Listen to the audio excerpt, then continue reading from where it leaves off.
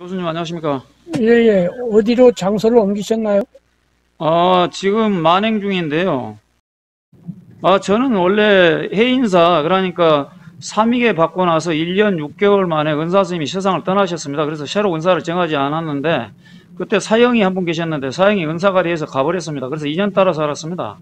그리고 이제 저 같은 경우는 뭐 아프게 되면은 해인사 강원 도반들이 알아서 이렇게 모금을 해서 병원비를 보내주니까 그런 걱정은 안 하고 삽니다. 네.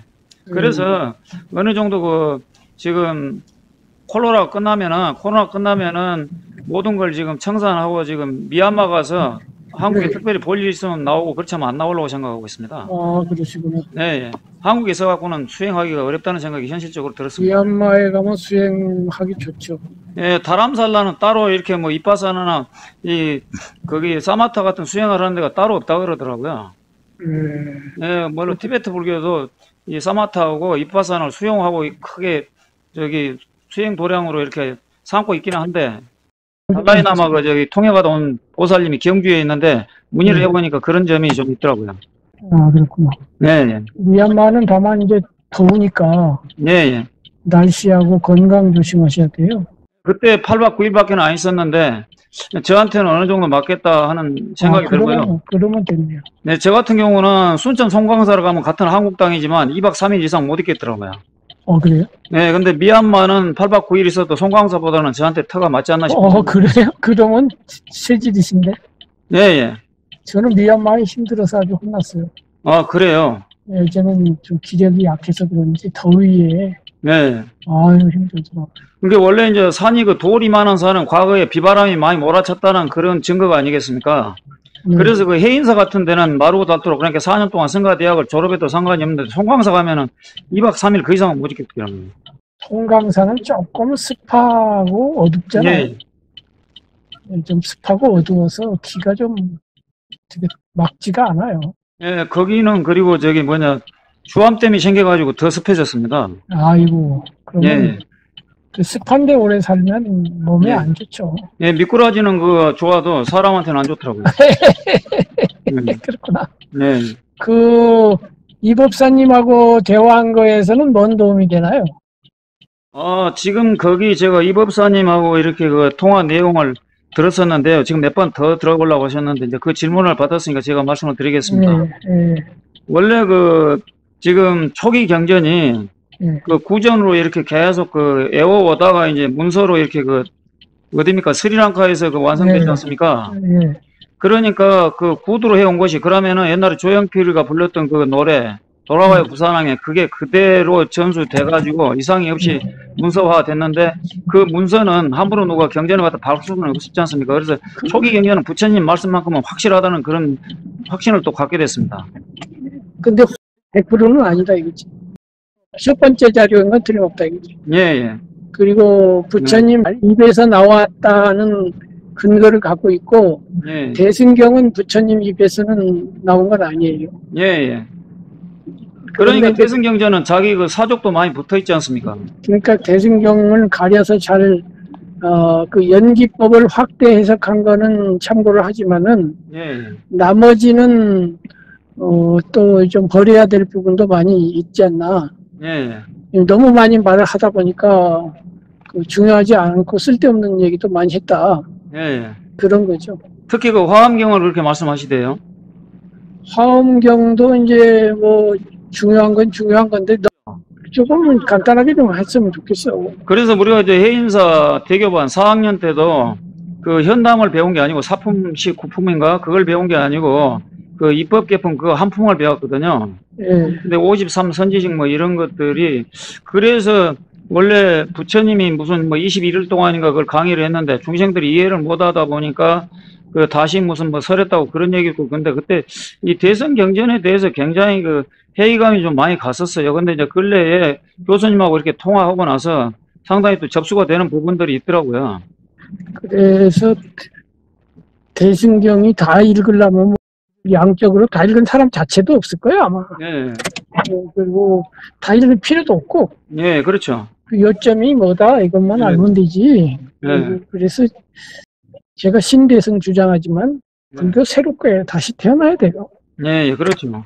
지금 불교 갖고는 이제 한국 불교도 그렇고 외국 불교도 사실은 나는 새로 나와야 된다 이렇게 봐요.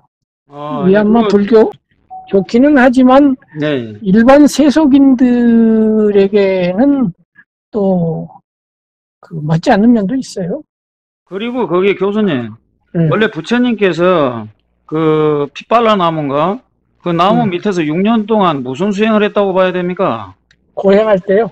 네, 그 6년 동안에 거기서 일어나지 않아가지고 6년 만에 이렇게 깨달았다고 그렇지 않습니까? 일어나지 않지는 않고 안 일어나고 어떻게 6년간 앉아있을 수가 있겠습니까? 화장실도 가야 되니까 일어나야 되겠죠. 당연하죠. 그건 아니고 고행을 했다고 돼 있죠. 고행. 그럼 고행을 했다고 돼 있고 뭐 사마타나 뭐 이런 이빠사나 그런 이제 무슨 숨을 오래 참는다든가 네. 우선 식사 자체는 네. 아주 조금만 하고 뭐 하루에 뭐 삼시 하나를 먹었다는 둥 뭐 이렇게 하고 그래서 피골이 상접하고 그 다음에 이제 그 인도에 가면 지금도 고행하는 사람이 많잖아요. 예. 그 몸을 괴롭히는 수행이죠. 예. 그거 했죠. 그러면은 그 6년 동안 고행을 했지 그 6년 끝나고 나서 그게 깨달아가지고 그 나무 밑에서 나오셨다 이런 기록은 없죠? 아니요. 6년간 고행을 했단 말이에요. 네. 그때 나중에 5제자가 된 비구가 왔단 말이에요. 예, 교진이하고 비롯해서. 예. 그 사람들은 이제 이제 부왕이 가서 알아봐라 하니까 왔던 신하들이에요. 신하들인데 이제 수행하는 거 보고 이 양반 깨닫겠다. 깨달으면 내가 제자 돼야지 하고서 이제 있었단 말이에요. 그런데 이제 고행을 하다가 이 고행은 바른 법이 아니다 해갖고 고행을 중단했단 말이에요. 그러고서 그 우유죽을 먹고 그러니까 이게 타락했다. 그러고서 떠나갔잖아요. 그러고서 이제 우유죽을 먹고 건강 회복을 한 다음에 다시 이제 목욕을 하고 보리수 아래 앉았다는 거예요. 그리고서 이제 대각을 하셨는데 경에 의하면 이제 바르게 집중하고 바르게 관찰된 상태에서 이제 밤을 3등분으로 나눠서 초야분, 중야분, 종야분 이렇게 3등분으로 나누거든요. 새벽까지. 이제 초야분에 뭐 숙명통을 얻고 뭐 중야분에 뭘 얻고 해서 마지막에 이제 누진통을 얻어서 깨달았다 이렇게 돼 있어요. 그렇게 돼 있어요. 그러면 이제 거기 이제 6년 고행 끝나고 나서 다시 그 보리수 밑에 가가지고. 그러니까 6년이라는 시간은 헛고생한 걸로 돼 있는 거예요.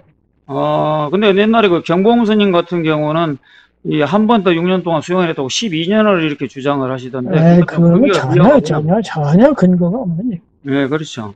빨리경 제일 오래된 경에 그렇게 딱 나왔으면 그만이지. 뭐 경봉이 뭐 주장한다고 뭐 사실이야. 근데 어느 분야에 어느 시대가 됐든지 부처님께서도 사마타와 이빠사나 했다는 기록은 분명히 있죠. 분명히 있죠. 그런데 보리수 아래에서 했다는 기록은 없고, 이제 사마타와 이빠사나를 가르치신 거죠. 그 후에. 그러니까 이제 부처님의 수행법은 이른바 37조도 아니에요. 그 37조도 도울조자 조도라고 하는데 37도가 아니라 7가지인가 돼요. 이게 팔정도가 대표적인데 팔정도 말고도 사념처, 사여의족, 그 다음에 칠각지, 오근, 오력, 이걸 다 합치면 37가지가 되기 때문에 37도라고 그런단 말이에요. 그 중에 이제 가장 많이 설하신 게 팔정도죠. 그래서 이걸 내가 분석을 했어요. 그 전에 그 근본불교 가르침 보셨다면서요. 거기에 제가 37도를 다 분석을 해놨는데, 그 37도 중에서 제일 많이 나오는 게 정진하고 염입니다. 그 정진하고 염이 9번씩 나와요. 그럼 9, 2, 18, 18개 아닙니까? 37분의 18개면 절반이잖아요. 그러니까 37가지 이런저런 말씀 많이 해도 딱 두 마디로 하면 염을 정진하라가 부처님의 수행법이에요. 정진은 근데 너무 당연하잖아요. 열심히 해야 되니까. 그러니까 염이 제일 중요하다는 말이에요. 간단히 말해서. 그럼 염이 뭐냐 이거지. 그래서 팔정도에서는 정염이라고 염이 있잖아. 네. 그 다음에 사념처에서는 4가지 염처, 이게 윗바사나인데, 네. 그 신수신법을 염하라 이렇게 돼 있잖아요. 네. 그러니까 사념처는 아예 염만 갖고 얘기한 거니까 말할 나위가 없고, 네. 그 다음에 오근에도 염근이 있단 말이에요. 네. 오력에도 염이 있고, 네. 칠각지에도 염각지가 있어요. 네. 그래서 불교 수행의 핵심은 염을 정진하라예요. 네. 그 염이 빨려로 사띠예요, 사띠. 네. 미얀마에 가서 수행하면 사띠란 소리를 아주 지겹게 들을 겁니다. 얘가, 예. 사띠하라. 예. 그 사띠를 우리말로 뭐 마음챙김이라고 해가지고 윗바사나는 마음챙김법이다 이렇게들 다들 말을 하고 있는데, 예. 이제 팔정도에서 7번째 정염이란 말이에요. 예. 그 염이 2가지가 있어요. 예. 그것이 사마타하고 윗바사나예요. 예. 그 사마타도 염이고 사마타염, 윗바사나염 이렇게 2가지가 있는 거예요. 예. 이것이 천태대사에서 사마타는 지, 윗바사나는 관이죠. 네. 그래서 지관이죠. 네. 그러면은 부처님께서 이제 사마타법도 많이 권하시고 윗바사나도 많이 권하셨는데, 예.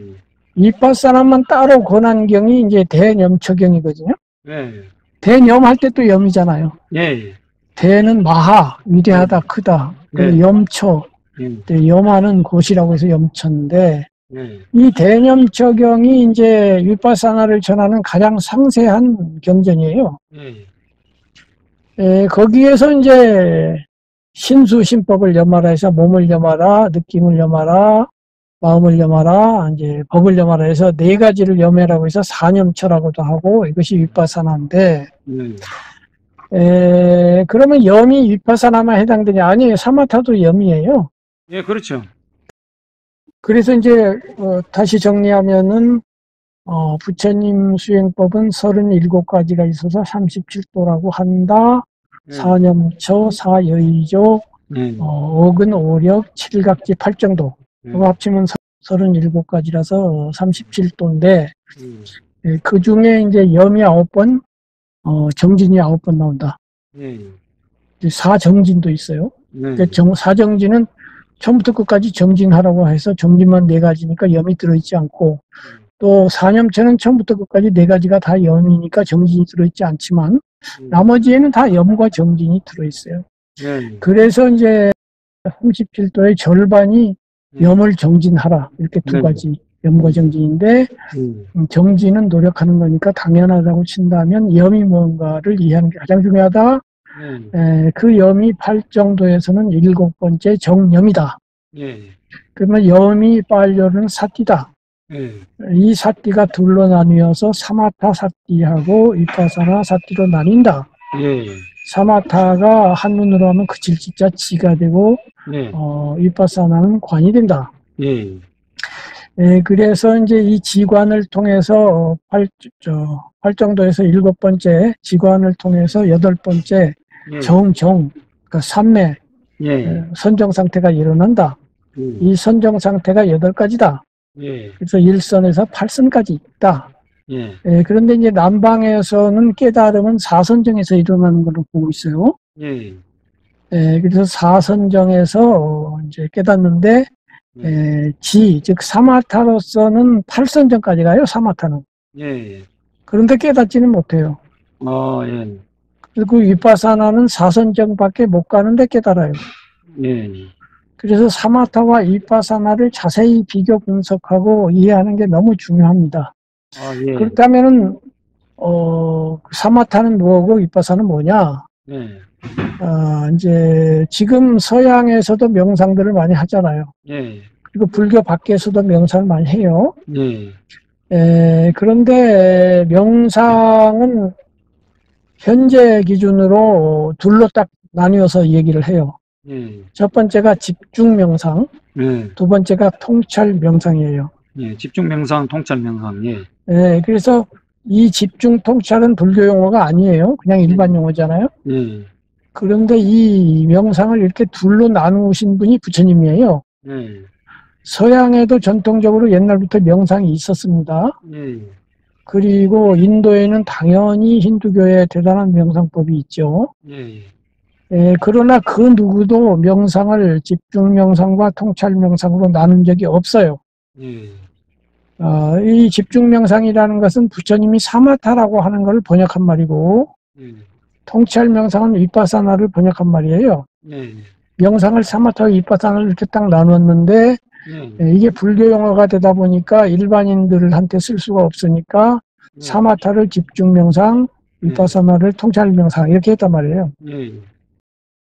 그러면은 이제 그 집중 명상, 통찰 명상 이렇게 됐는데 글자 그대로 집중 명상, 즉 사마타는 집중하는 명상이에요. 위파사나는 통찰하는 명상이라는 거죠.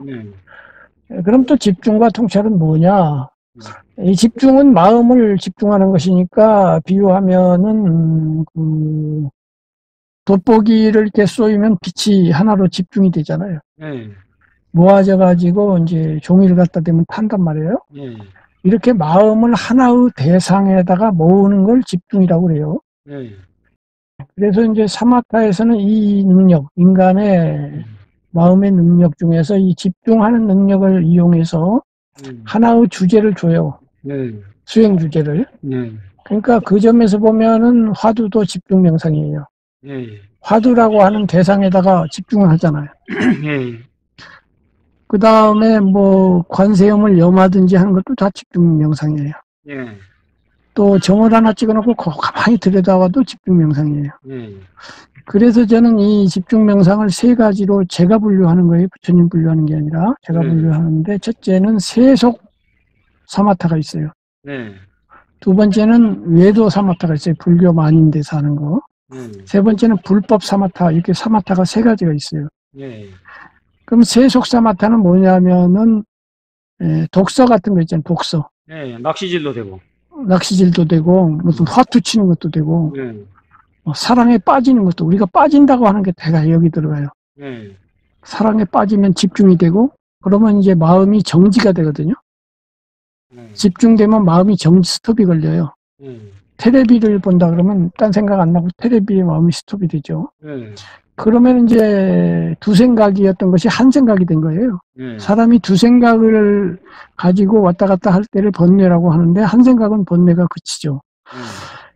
그래서 한 생각이 되면은 마음이 고요해지고 편안해지면서 더 깊어지면 행복해져요. 그래서 사마타의 목적은, 사마타를 하는 목표는 마음을 안정시키고 행복해지는 게 목표예요. 문제는 이것이 이제 삼매가 끝나는 상태에서 풀려가지고 사라진다는 거예요.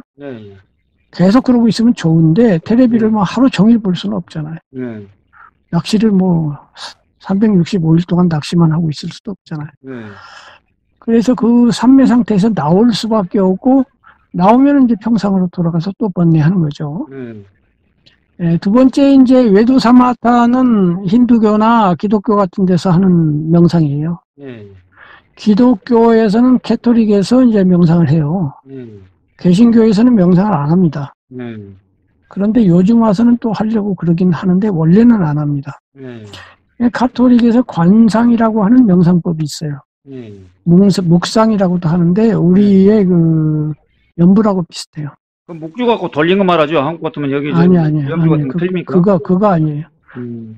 이제 우리가 연불이라고 할 때는 보통 속연불, 입으로 외는 걸 연불이라고 하지만 원래 연불은 관상연불이 있잖아요. 부처님은 상을 머릿속에 띄워놓고 계속 응시하는 연법이 있단 말이에요. 돌아가신 청화스님께서 그걸 많이 하셨다 그러대요. 그것이 이제 연불이에요. 불을 염하는 거야. 그리고 염법도 있고 염승도 있어요. 부처님이 가르친 법 중에는. 그러니까 염불만 있는 게 아니에요.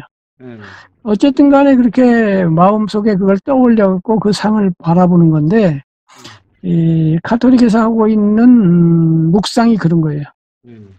묵상은 이제 성경에 나오는 어떤 장면, 예수님이 말씀하시는 장면이나 어떤 장면을 머릿속에 떠올리고 그것을 관하는 거예요. 그러니까 연불하고 똑같죠, 사실. 이래서 관상이라고도 해요. 묵상이라고 말을 안 하고 하니까 묵상이고, 그 모습을 관하기 때문에 관상이에요. 그러니까 불교에도 관상연불이라고 하는 관상하고 똑같죠. 이걸 통해서 아빌라의 테레사는 어마어마한 경지에 올랐어요. 가톨릭에서. 성인 경지에 올랐어요. 그리고 지금도 가톨릭에서 피정이라고 해서 신자들이나 이런 사람들이 시간 내서 조용하게 산속 수도원 같은 데 가서 말도 안 하고 그런 거 해요. 이것이 이제 외도 사마타죠. 피정 그럼 한문을 쓸 때 고요할 정자를 썼다는데 피자는 뭔 피자를 씁니까? 피한다는 거죠. 피해서 고요함에 들어간다. 네, 그렇죠. 그러니까 선정해 드는 거랑 똑같은 것이고, 그다음에 이제 힌두교에도 똑같아요. 힌두교에도 역시 어떤 대상에 집중을 해서 뭐 시바신에다가 집중을 하든지 뭐에다 집중을 해서 마음을 고요하게 하고 깜빡 산매에 들게 하는 그런 거죠. 그리고 부처님이 이제 고행하시기 전에 외도 2명에게 수행을 했잖아요. 알라라 까마라 우타카라마부타인데 알라라한테는 7선정, 우타카한테는 8선정을 공부했단 말이에요. 이 7선정과 8선정이 사마타예요. 사마타를 하면 8선정까지 들어간다 이 말이야. 그런데 8선정이 들어가지고 그걸 갖다가 스승은 이거 열반이야, 이게 최종적 경지야 그랬지만은 나와서 보니까 또 번뇌하거든. 그러면 일시적으로 들어간 게 무슨 소용이냐 이거지. 그래서 이것이 안 되겠다 해가지고 그때부터 고행을 하신 거예요. 다른 방법 뭐 없나 해가지고. 그런데 고행 갖고도 또 안 된단 말이야. 그래가지고 이제 다시 고행을 버리고 중도행을 해야 되겠다. 그러고서 이제 우유죽을 드시고 보리수 아래에 앉으셔서 뭘 했느냐 거기서.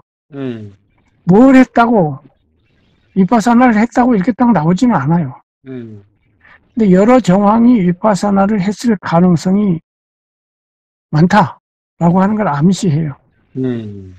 왜냐하면 잘 집중되고 잘 관찰된 상태에서 이랬으니까 관찰되면은 위파사나거든요. 그게 통찰이거든요.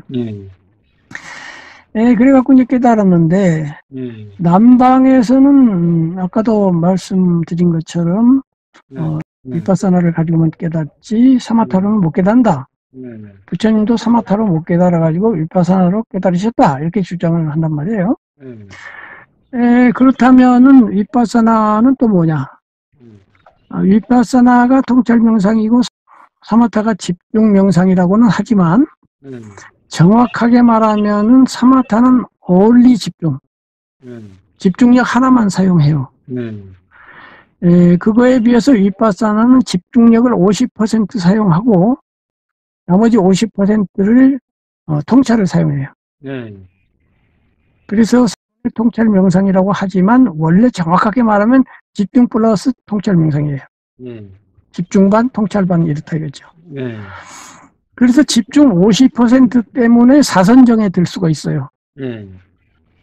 집중만 하면 8선정까지 갈 건데 50%만 쓰니까 4선정밖에 못 가는 거야.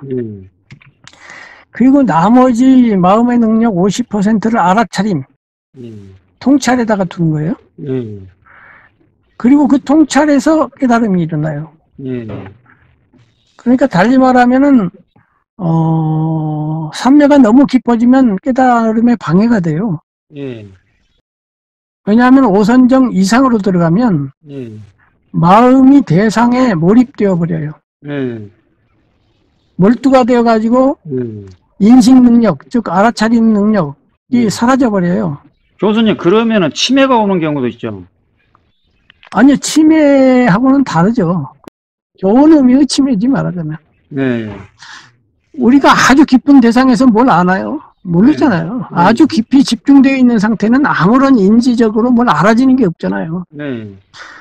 깨어나고 보니까 깊이 들어갔었네. 예를 들면 낚시바늘을 계속 바라보고 어떻게 보면 멍한 상태가 되잖아요.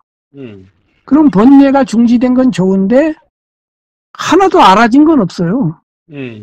지혜가 얻어진 건 없잖아요. 지혜가 얻어지려면은 이 알아차림이 살아있어야 돼요.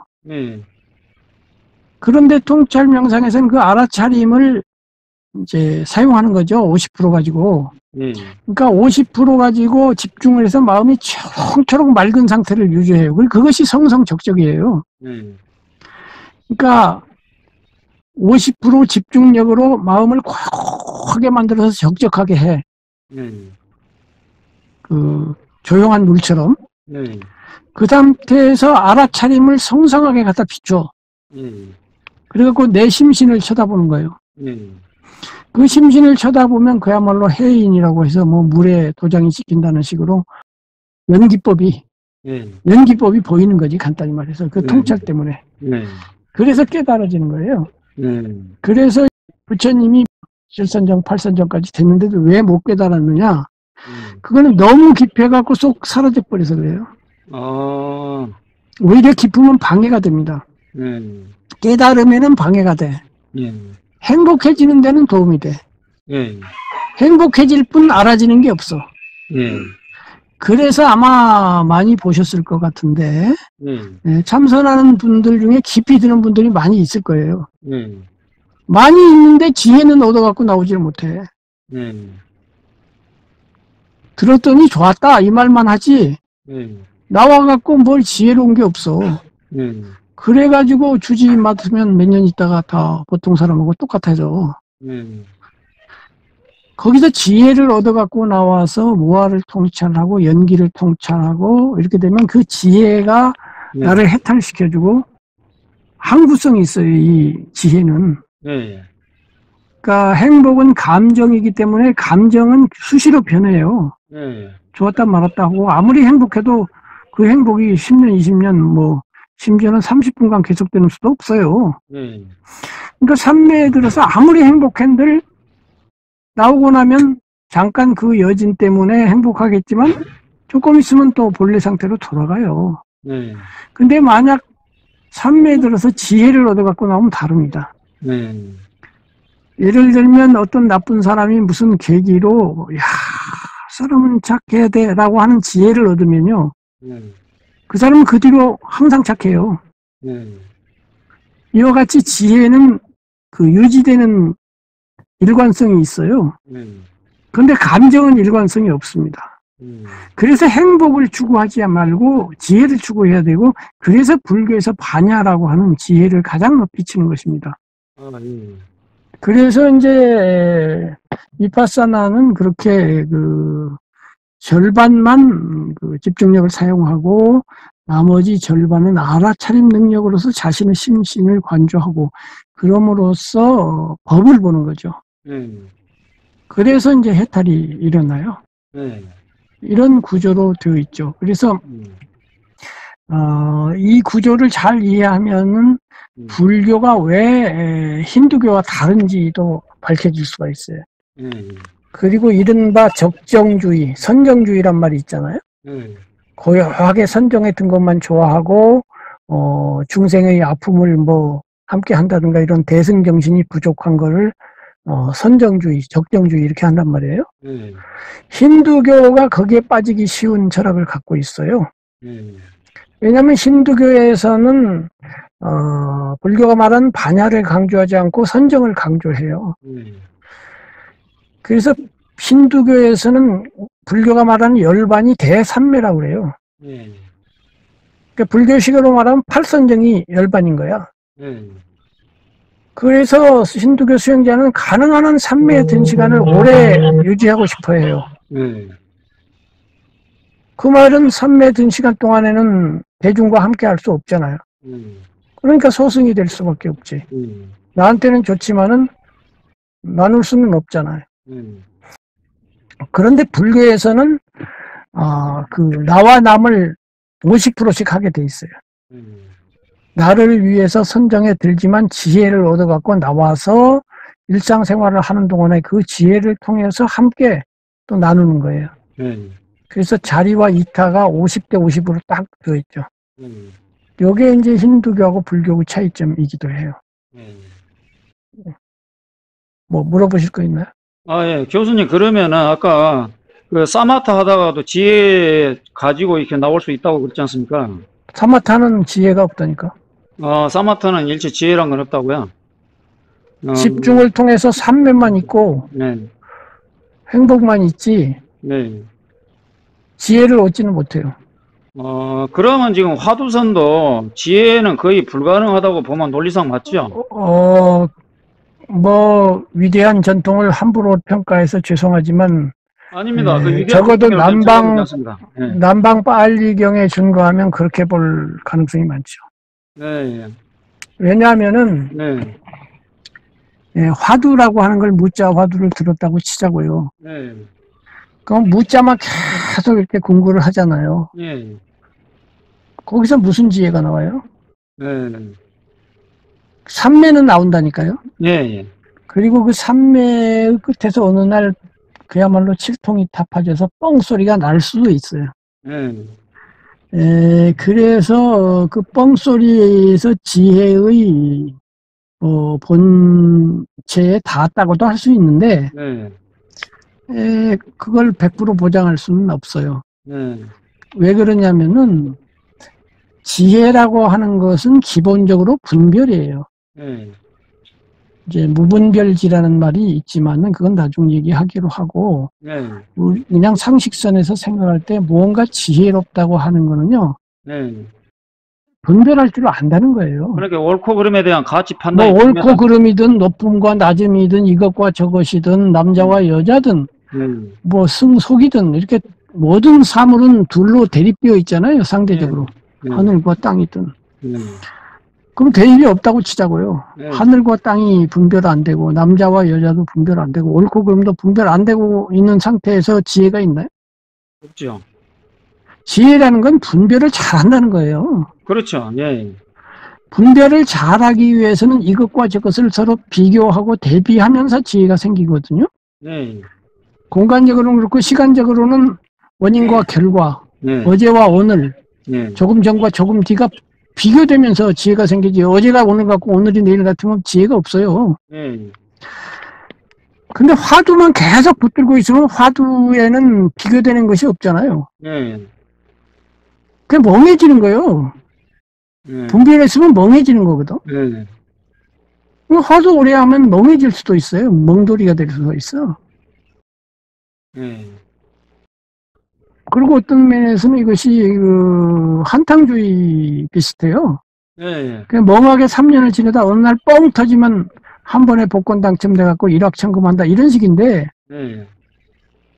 그 뻥 안 하면은 복권 당첨 안 되면 어떡할 거예요? 계속 멍돌이로 살 거예요? 그렇죠. 이런 위험성이 있어요. 그런데 이제 옛날 그 당나라 때 고승들은 대개 보면 학생들이었어요.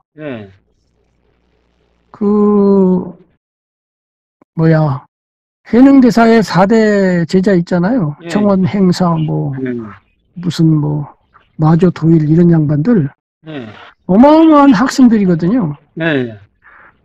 학은 분별할 줄 안다는 거거든. 분별을 이미 충분히 한 상태에서 깨달았으니까 그 양반들은 지혜도 있었던 거예요. 근데 분별할 줄도 전혀 모르는 상태에서 그것만 해갖고는 멍돌이밖에 안 돼요. 분별과 무분별이 이렇게 조화를 이루어야지. 분별보다는 바보 아니야? 그렇죠. 그런데 위파사나 사념체는 처음부터 분별을 갖고 해요. 예를 들면 위파사나 수행자가 눈을 감고 몸을 바라본다 이래요. 이제 위파사나도 남방에서 그 스승마다 약간씩 달라요. 가장 많이 수행되고 있는 것이 마하시 방법인데 마하시는 배를 관찰하는 걸 기본으로 해요. 배가 불러오고 꺼진 걸 관찰하다가 이제 마음에서 변화가 일어나면 마음을 관찰하고 느낌에서 한번 느낌 왔다 갔다 하는데 기본 베이스를 배로 본다 이거예요. 그럼 배 하나만 보더라도 배가 불러오고 꺼지는 두 가지가 상대적이죠. 그 과정을 다 봐요, 시간적으로. 그러면 비교가 되는 거예요. 배가 어떤 때 보면 단단하기도 하고 부드럽기도 하단 말이에요, 불러옴이. 어떤 때는 몸이 가렵기도 하고 가려움이 사라지기도 한단 말이에요. 어떤 때는 다리가 아프기도 하고 안 아프기도 하잖아요. 이거는 아프고 안 아픔, 가렵고 안 가려움, 불러오고 꺼짐. 이것은 두 가지 다 상대되면서 비교가 돼요. 예, 예. 아플 때는 이랬는데 안 아플 때는 저랬다는 과정을 통해서 아 이렇게 관찰하니까 이런 변화가 일어났네 하는 그 변화가 지혜거든요. 변화의 내용을 알아차리는 게. 근데 화두에서는 그런 변화를 알아차리는 게 하나도 없잖아요. 예, 그렇죠. 변화되면 벌써 화두를 든 게 아니야. 한 생각 나기 전의 상태에서 들어야 되니까 뭐 변화란 게 일어날 리가 없지. 그러니까 분별 이전의 상태에서 들여다보라고 하니까 분별 이전의 상태는 지혜가 없는 상태인데 그거 계속 한들 지혜가 생길 리가 없다 이거지. 그러면 신수심법의 위파사나에서 느낌도 마찬가지죠. 내가 짜증이 났어. 수행을 열심히 하던가 짜증을 관찰해. 짜증을 관찰하니까 짜증이라는 한 덩어리인 줄 알았더니 요놈도 안개가 일어났다가 사라지는 것처럼 천천히 짜증이 점점 생겼다가 늘어났다가 가라앉네 이렇게 보이는 거예요. 시간 과정을. 그래서 그 다음에 짜증이라고 하는 것을 관찰하니까 요놈이 변화를 일으켜. 관찰 안 할 때는 변화를 안 하더니 이런 것도 있죠. 그 다음에 짜증을 계속 관찰하니까 보통 사람은 짜증이 곧 나라고 생각해요. 근데 짜증이 내가 아니라 그냥 내 심신에서 일어나는 하나의 현상일 뿐이지 실제로 나하고 그 관련이 있나? 이런 생각도 드는 거야. 이런 내용들이 전부 지혜인 거예요. 이 지혜에 의해서 100점짜리, 1만 점짜리, 만점짜리 깨달음은 아니지만은 500점짜리, 700점짜리 깨달음은 얻게 돼요. 작은 깨달음은 얻는다 이거야. 그 작은 깨달음이 사람 살이에 도움을 줘요.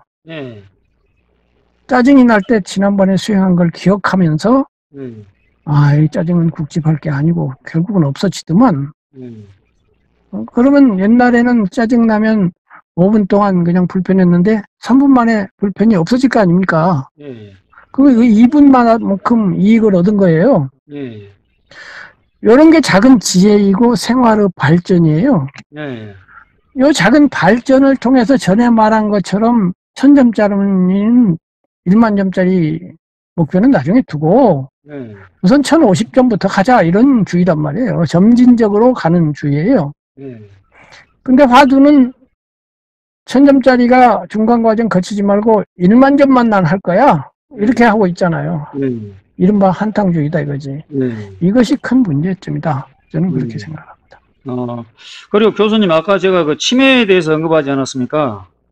근데 제 아는 스님 한 분이 제가 그 해인사 성가대학 다닐 때부터 유심히 봤는데 아마 제가 눈으로 확인한 것만 해도 해인사 선방에서 90철은 이게 45년은 안거를 하셨는데 그리고 아마 모르긴 해도 아마 제가 확인 안 한 것까지 하면 한 100철은 아마 났을 것으로 합니다. 그런데 그 치매로 돌아가셨거든요. 그건 어떻게 봐야 됩니까? 화두선 하신 분인데.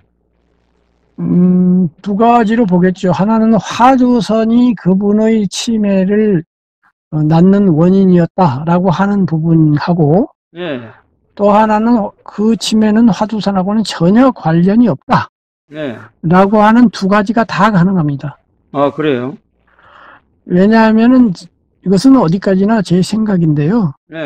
치매라고 하는 것은 뇌세포가 이렇게 파괴되면서 일어나잖아요. 그러면 여기 깨달은 분이 있다고 하더라도요. 강제로 잡아다가 감옥에다 집어넣고 뇌세포를 파괴하는 어떤 작동을 하면 그 양반 치매 걸려요. 그렇다면은 강제로는 아니지만은 어떤 수행자가 어떠한 물리적 원인 때문에 뇌세포가 파괴되기 시작했다. 그럼 치매 걸리는 거예요. 그러니까 치매 걸렸다고 하는 것이 그 양반의 그 양반이 수행을 잘 못했다 이런 뜻은 아니에요. 그러니까 그냥 물리적 현상인 거죠. 두 번째는 아까 말씀드린 것처럼 화두선이라고 하는 것 자체가 치매, 즉 치매라는 건 분별력이 없다는 거 아니에요. 아까 말한 것처럼 지혜가 없고 멍해진다는 거잖아. 화두 수행 자체가 사람을 멍하게 만드는 면이 있긴 있어요. 해보셨겠죠? 좀 그런 면이 있지 않나요? 경험적으로? 있습니다. 아까 말한 분별을 안 하라고 자꾸 하니까 예, 한 생각나기 이전만 주장하니까 예, 분별을 자꾸 안 하다 보면 멍해질 것이고 예, 이 멍해지는 것을 1년, 2년도 아니고 평생을 해버리면 이거 치매를 조장했을 수 있지 않을까요? 예. 네. 그건 충분히 답변이 됐고요. 교수님, 어마어마한, 오늘도 하여튼 좋은 말씀 너무 감사합니다. 예, 예. 네, 건강하시고요. 또 연락드리겠습니다. 성불하십시오. 예.